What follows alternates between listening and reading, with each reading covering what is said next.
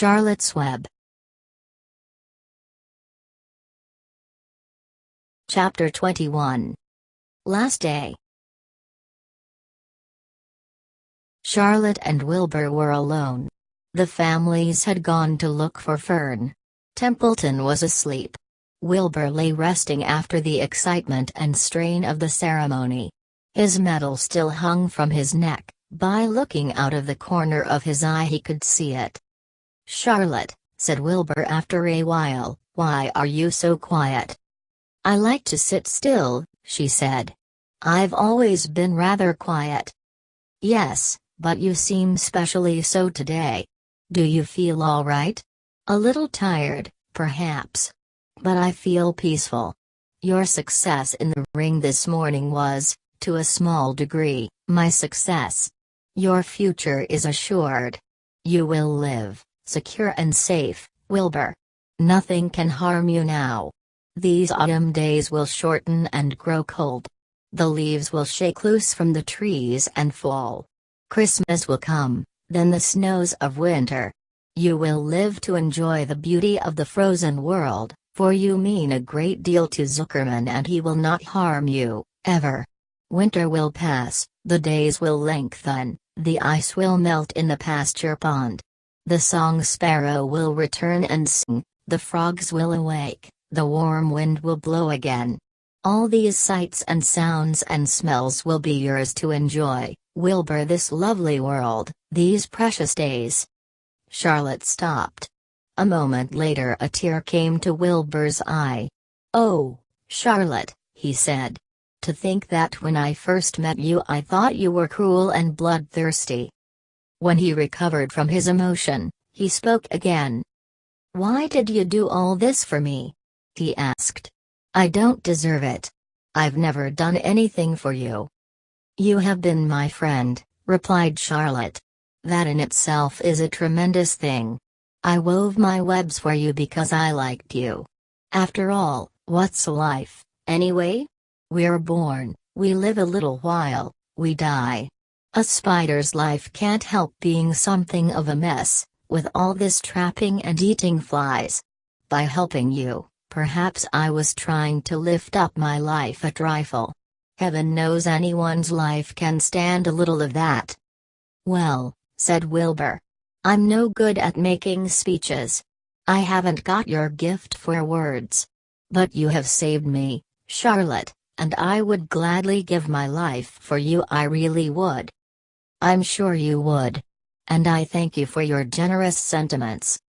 "Charlotte," said Wilbur, "we're all going home today. The fair is almost over. Won't it be wonderful to be back home in the barn cellar again with the sheep and the geese? Aren't you anxious to get home?" For a moment Charlotte said nothing. Then she spoke in a voice so low Wilbur could hardly hear the words. "I will not be going back to the BAM," she said. Wilbur leapt to his feet. "Not going back?" he cried. "Charlotte, what are you talking about?" "I'm done for," she replied. "In a day or two I'll be dead. I haven't even strength enough to climb down into the crate.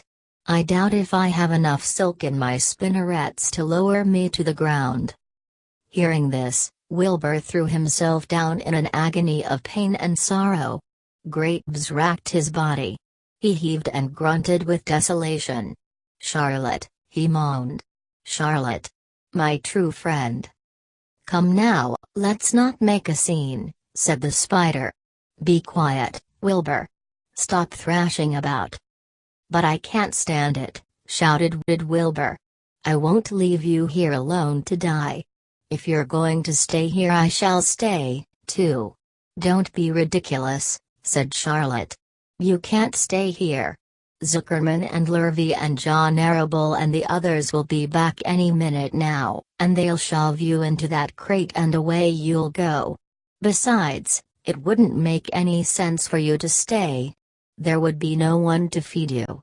The fairgrounds will soon be empty and deserted." Wilbur was in a panic. He raced round and round the pen. Suddenly he had an idea. He thought of the egg sac and the 514 little spiders that would hatch in the spring. If Charlotte herself was unable to go home to the barn, at least he must take her children along. Wilbur rushed to the front of his pen. He put his front feet up on the top board and gazed around. In the distance he saw the Arables and the Zuccanans approaching. He knew he would have to act quickly. "Where's Templeton?" he demanded. "He's in that corner, under the straw, asleep," said Charlotte. Wilbur rushed over, pushed his strong snout under the rat, and tossed him into the air. "Templeton!" screamed Wilbur. "Pay attention." The rat, surprised out of a sound sleep, looked first dazed then disgusted. "What kind of monkeyshine is this?" he growled.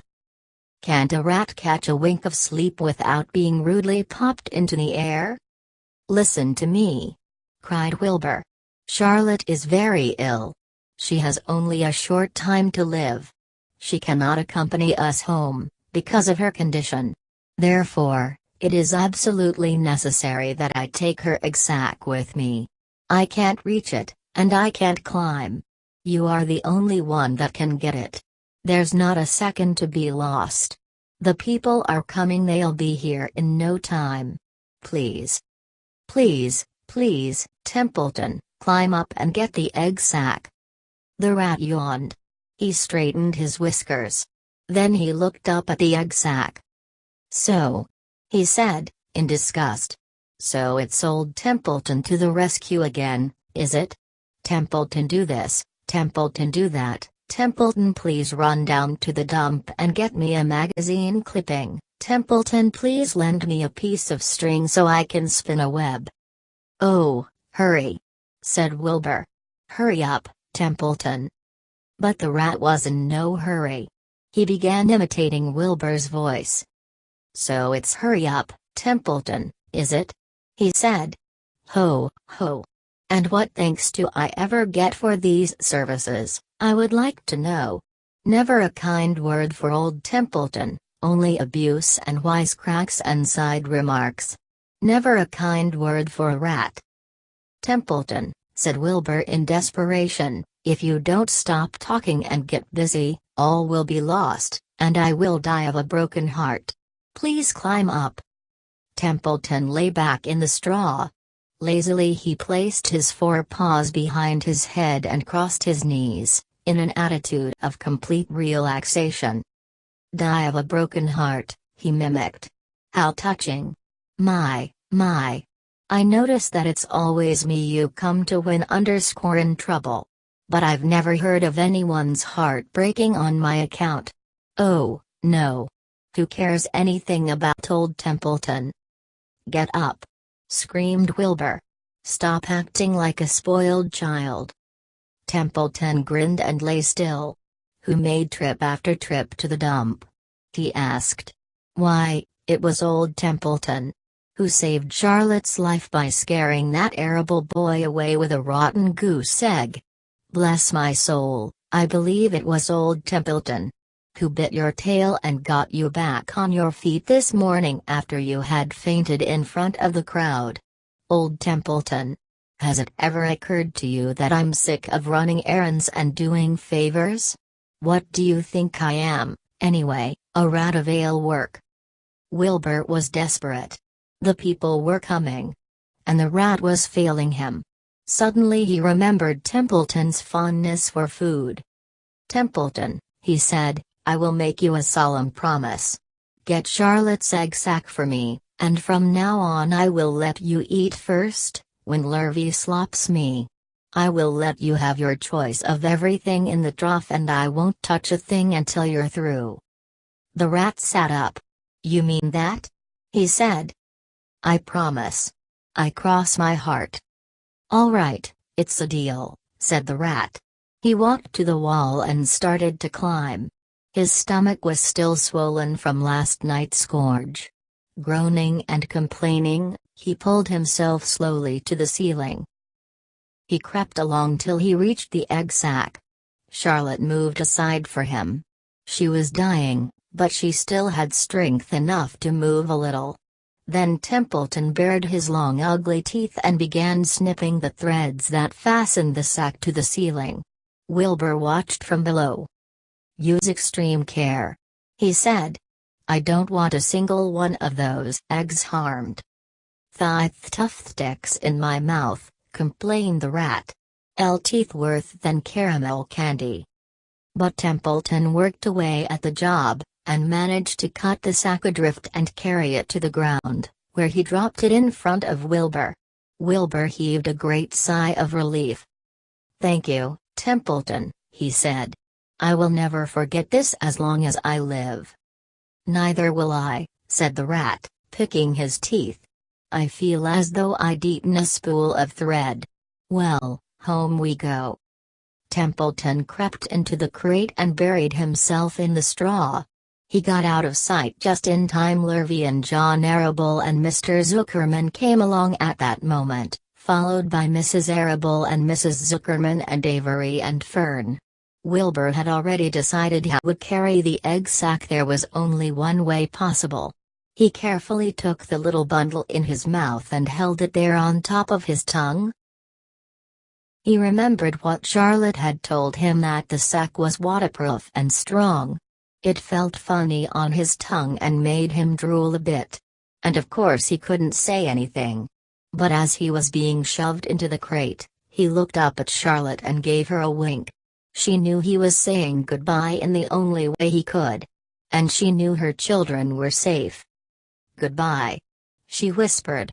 Then she summoned all her strength and waved one of her front legs at him.